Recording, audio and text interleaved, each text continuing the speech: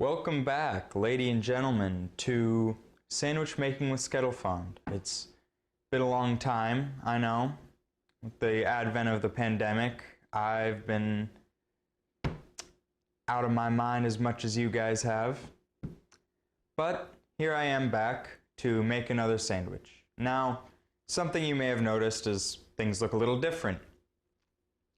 I have been able to purchase lights to help make these videos appear more professional. Now, I've been able to use different equipment of all kinds. Microphone, new camcorder. Now, you might be thinking, how can he be able to use all of these new things? And that is because I now make sandwiches for money at the local Burger King. Now, my sandwich for today will be a taco steak sandwich, sort of. Now, to start off with, the steak, thinly cut, cooked, not a lot of pink, good sandwich meat. But the real experimental part of this sandwich, tortillas instead of bread. Okay, now we're gonna start. Just layer our steak onto the tortilla. Now some parts of this are a little thick, and it's not really nice to have on there.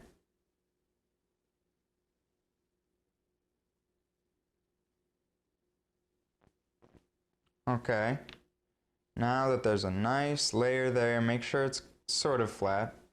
Doesn't need to be super flat. Now, next is a dangerous part. As tortillas aren't very absorbent, putting sauce on these sandwiches is going to be a very laid back and tempered affair. So, just going to use a little bit of this cilantro lime crema, or crema, I'm not sure. Just put a little bit of this on here. It is very thin and runny, so it has the potential to make this sandwich very messy, so I'm not going to use a lot of it. Next,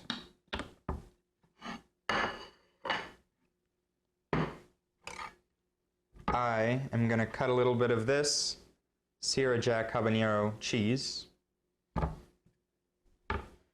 Now I'm just going to cut some slices off of here. First I'm going to cut the end off. Here. I'll just put a little bits of this all over it. I'm going to use the sandwich press for this as well, so it doesn't have to be perfect, it'll all melt.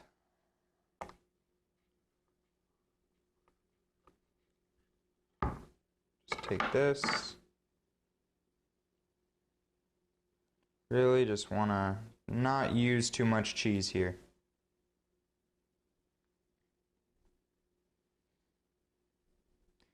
And because of the steak, there's a mound created in the center, so some of this cheese will flow down a little bit when it melts, hopefully. Next, I'm going to use some pickled jalapeno slices. These will add a bit more spice on top of the habanero that's already in the cheese. Just going to add a couple of these on here. Not a whole lot.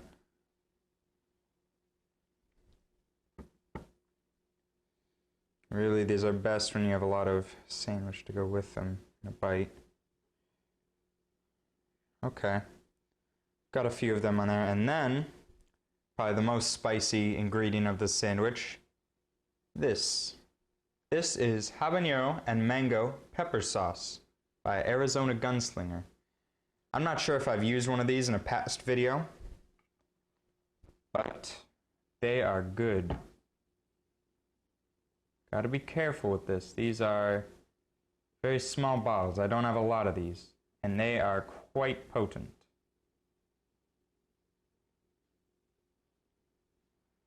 Okay.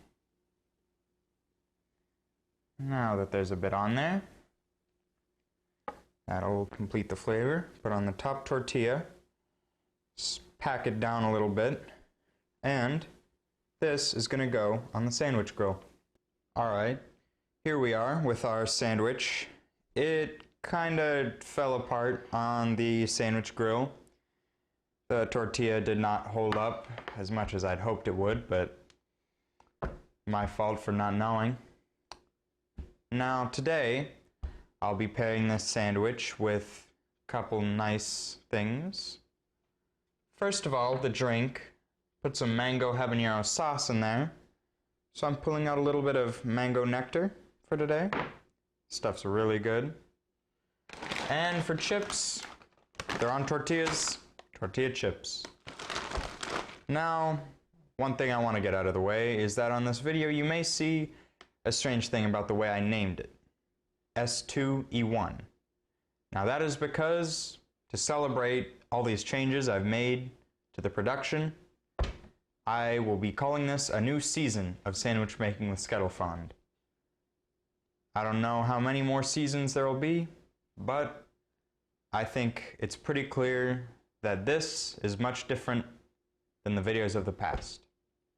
Now, time to taste this sandwich. Now, it's time for this part of the episode where I taste this sandwich. Now, this sandwich, it's a bit of a mess, I'll admit. Cross section here could be better. Looks like we've got some steak that fell out. Really is a mess to eat and to look at. But gotta give it a taste.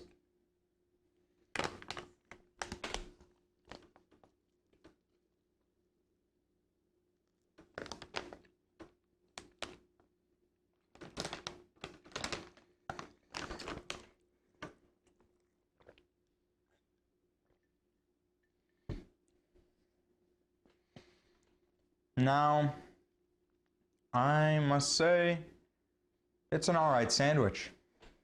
Now, it is kind of a mess to eat, and you get sauce and bits of tortilla all over your fingers.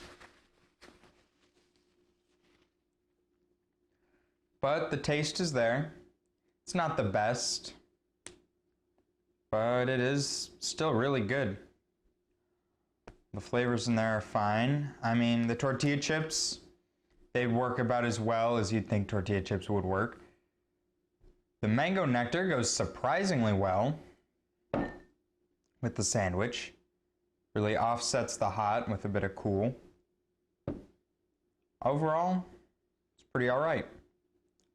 Now, my categories from my last videos, I don't remember too well, but I'll give the ones I do. Appearance, it's really a 5 out of 10. Looks like a mess. Taste, give it a good 8 out of 10. Deserves it. Pairings, 9 out of 10. Just decent for this and really great for this. Really, overall, I'd give this sandwich a 7.5 out of 10. Could definitely be better. But it's a good sandwich. Thank you for joining me for this video. It's probably going to be a short one, but here I am. I'm going to make more of these soon, just you wait. Thank you for watching.